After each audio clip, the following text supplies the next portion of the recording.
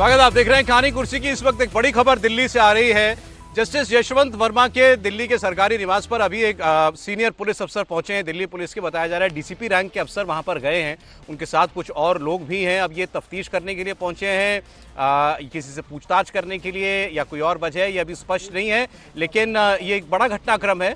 Delhi police के DCP justice Yashwant Verma, जिनके घर पर होली की रात को आग लगने की घटना के बाद इस बात सामने आई थी कि वहां पर जले हुए नोट बड़ी तादाद में मिले थे, बड़ी रकम वहां पर थी, इसकी बात सामने आई थी, जिस पर सुप्रीम कोर्ट ने 3 हाईकोर्ट जस्टिस की कमेटी बना रखी है। वो लोग भी कल वहां पर पहुंचे थे और अब दिल्ली पुलिस का वहां पहुंचना।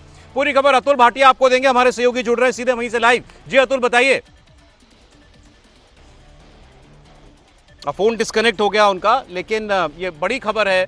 दिल्ली पुलिस के डीसीपी का वहां पर पहुंचना, बताया जा रहा है एक बैग जैसी चीज भी उनके हाथों में देखी गई है वहां पर। लेकिन चूंकि पुलिस का सीधे तौर पर कोई रोल नहीं और देश में इस वक्त बहस ही ये चल रही है कि अगर बिल्कुल एपरेंट कोई आरोप सीधे सामने दिखाई दे रहा हो कि इतना रुपया वहां पर था, जला है, अनअकाउंटेड कैश वहां पर था बड़ी तादाद में, तो उस पर एक आम आदमी की तरह पुलिस जो है वो क्यों नहीं जांच कर पा रही है, क्योंकि सिर्फ एक जज का मामला है। इसीलिए अब एक बार फिर अतुल भाटिया के पास चलते हैं। जी अतुल, बताएं।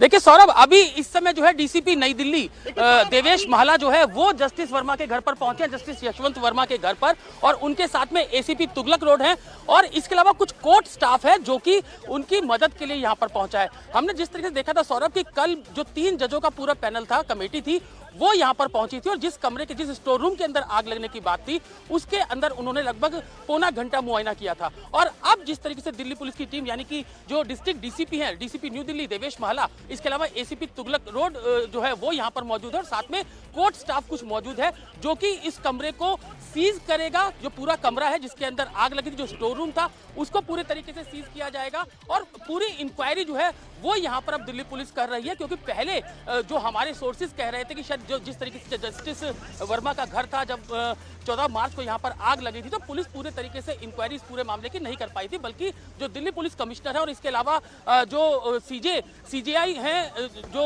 चीफ जस्टिस हैं दिल्ली हाई कोर्ट के, उनको सूचना दी गई थी और उसके बाद ये पूरा मामला सामने आया। कॉलेजियम ने मीटिंग ली, उसके बाद यशवंत वर्मा का जो ट्रांसफर है वो वापस इलाहाबाद कर दिया गया था। लेकिन अब क्योंकि कल 3 जजेस की जो पूरी कमेटी है वो यहाँ पर पहुंची थी और उसके बाद आज दिल्ली पुलिस के जो टॉप ऑफिशियल है नई दिल्ली डिस्ट्रिक्ट के देवेश महला, वो यहाँ पर पहुंचे हैं और अब वो पूरा जो कमरा, जो स्टोर रूम है, उसके अंदर वो जाएंगे, पूरा मुआयना करेंगे, वीडियोग्राफी करेंगे।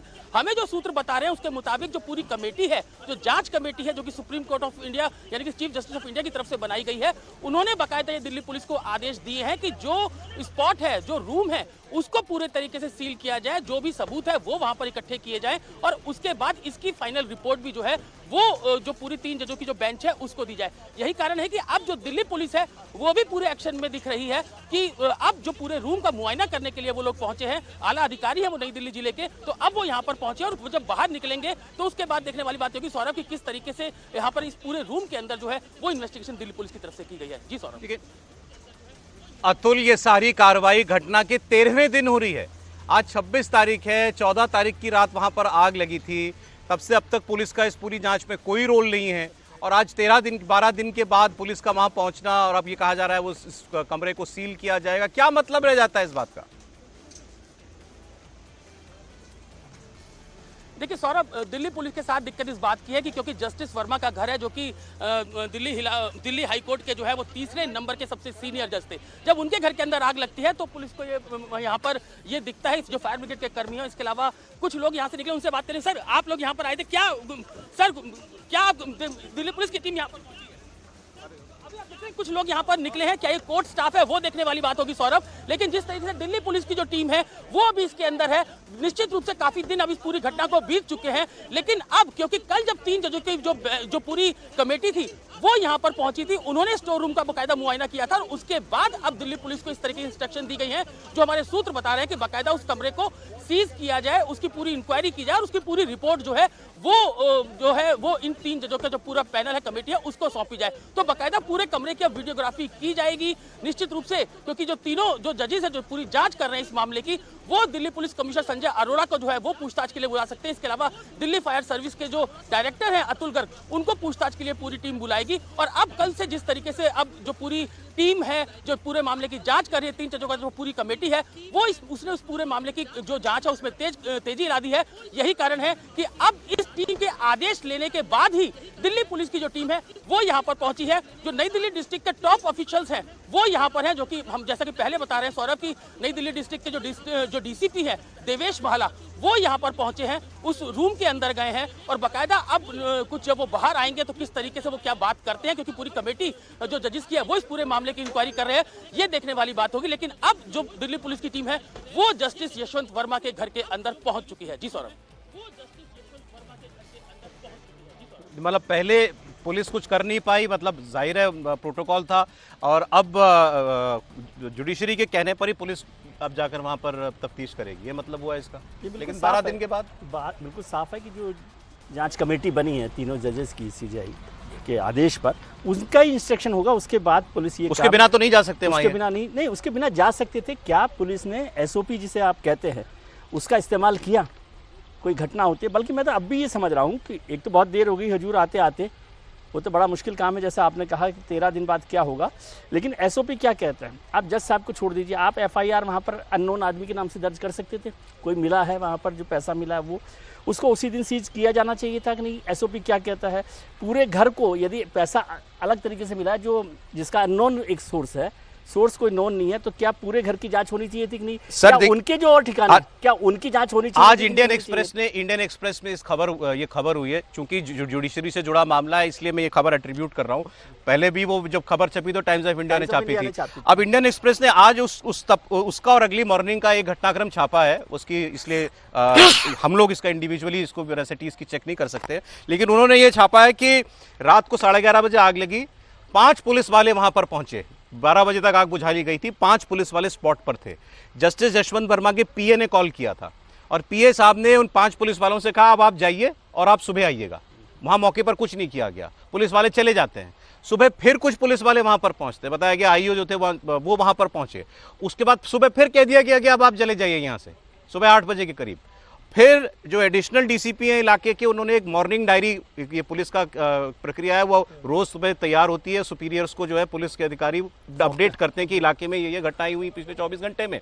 तब दिल्ली पुलिस के सुपीरियर्स को बताया गया, वो बात पुलिस कमिश्नर को बताई गई, पुलिस कमिश्नर ने वो सरकार को बताई और दिल्ली हाईकोर्ट के चीफ जस्टिस को बताई। और खबर ये कह रही है कि दिल्ली हाईकोर्ट के चीफ जस्टिस को भी रात 11:30 बजे की घटना अगले दिन शाम को 4:50 पर मिली। तो वही कह रहे और सवाल उसमें यह पूछा गया है कि वो रात के वक्त जब पुलिस वहां पर थी, किसी भी ऐसे इंसिडेंट की जगह पर एक पंचनामा किया जाता है ताकि जब ट्रायल शुरू हो तो आपके पास 5 गवाह हों, उनको बुलाया जा सकता है कि आपने ये देखा था जो ये बताया जा रहा है। वहां कोई पंचनामा भी नहीं किया गया उस स्पॉट का। नहीं, ये तो दिल्ली पुलिस की एक लापरवाही कहें या ढिलाई कहें, साबित या मजबूरी। मजबूरी मैं इसलिए नहीं मानता कि अगर अपने आला अफसरों को पुलिस उसी वक्त सूचना दे देती, इसमें क्या मजबूरी थी? कोई आप जज साहब के खिलाफ कार्रवाई थोड़ी करने जा रहे थे। अपने अगर कोई घटना होती है, जज साहब घर में आग लगी या मान लीजिए जज साहब घर में कोई और घटना हो जाती, तो पुलिस सूचना तो देगी ना अपने आला अफसरों को। अब इतना मॉर्निंग में हुआ, वही कह रहा हूँ, इतना देर से सूचना, और ये एक सुप्रीम हाईकोर्ट के जज का मामला था, इसलिए संवेदनशील मसला भी था, तो इसकी जानकारी तो तुरंत देनी चाहिए थी। सबीर जी, मामला बहुत बड़ा मामला था और पुलिस ने अपने आला अधिकारी को जानकारी दी होगी, लेकिन उन आला अधिकारियों के हाथ में भी कुछ नहीं था। उन आला अधिकारियों ने भी ऊपर परमिशन लेनी होगी। अगर उन्हें जॉइंट सीपी डीसीपी से कहा होगा तो पुलिस कमिश्नर तक बात गई होगी, पुलिस कमिश्नर ने भाई दिल्ली हाईकोर्ट के चीफ जस्टिस से बात की होगी, उन्होंने सीजीआई संजीव खन्ना जी से बात की होगी, उसके बाद जो इंस्ट्रक्शन आए होंगे उसके हिसाब से काम होगी। तो मुझे लग रहा है इस पूरी प्रोसेस में 24 घंटे चले गए। लेकिन ये मामला जिस तरीके से पूरे समय सुर्खियों में है, संसद में इसकी चर्चा हो रही है और देश में पूरा इस समय मामला गुंजा हुआ है, तो 13 दिन बाद पुलिस जा रही है। होना यह चाहिए था, कितना संवेदनशील मामला था। सुप्रीम कोर्ट को 13 दिन के अंदर तो इसकी वास्तविकता बता देनी चाहिए देश को कि ये क्या हुआ 14 तारीख की रात को। कल 3 जज की जो कमेटी वो कल जाती है, आज डीसीपी जा रहे हैं, तो मुझे लग रहा है कि 13 दिन बाद क्या सबूत बचा होगा वहां पर। क्या जज के उन्होंने लैपटॉप जब्त किया, क्या जज साहब का आईफोन या जो भी फोन है वो जब्त करके फॉरेंसिक जांच के लिए भेजा गया है, क्या जज साहब से पूछताछ की अनुमति हुई है। मुझे लग रहा है इसे बहुत लंबा घूम फिर के आए तो आप पुलिस के पास ही ना, आज भी जांच पुलिस ही करेगी, पुलिस के पास ही पड़ेगा, जांच एजेंसी तो पुलिस ही है ना, आना तो पुलिस के पास ही पड़ेगा। घूम फिर के पुलिस के पास आए, संविधान का ये मखौल उड़ाया जा रहा है लोकतंत्र को और जनता को अपमानित किया जा रहा है। न्याय की कुर्सी पर बैठे लोग अन्याय कर रहे हैं, ये कहने में जरा सा भी अब मुझे संकोच नहीं है। और ये मामला सीधे सीधे प्रधानमंत्री को, गृहमंत्री को खुद देखना चाहिए। सीजीआई के साथ एक बैठक बुलानी चाहिए। लोकसभा और राज्यसभा के जो अध्यक्ष और सभापति हैं उनको अलग से इस पर चर्चा करनी चाहिए। ये मामला देश में मिसाल बनना चाहिए, वरना भरोसा टूटता है और टूटता है तो उसकी किरचन लोकतंत्र में बहुत लंबे समय तक आत्मा को लहूलुहान करती है। श्री कहानी कुर्सी की में जरा समय CGI नहीं से है, बात करनी चाहिए, लॉ मिनिस्टर को भी बात करनी चाहिए। बहुत आज समय इतना, बहुत धन्यवाद विनोद जी, विजय जी, हर्षवर्धन जी, समीर जी आपका। कल फिर मिलेंगे आपके प्रोग्राम को लेकर के दोपहर 1 बजे कहानी कुर्सी की में।